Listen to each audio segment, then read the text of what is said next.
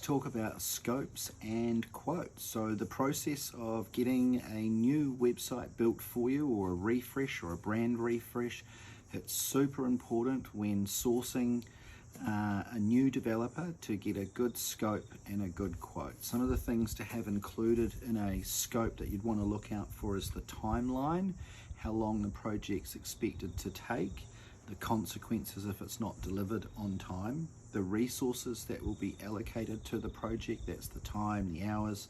You'd want to understand subscriptions and ongoing costs to run your website, security, the payment method, and you absolutely want to do a whole bunch of testing, and you also want to feel out the types of integrations that you're going to need. That can be chat boxes from Facebook, or instant chats, or the likes of native forms.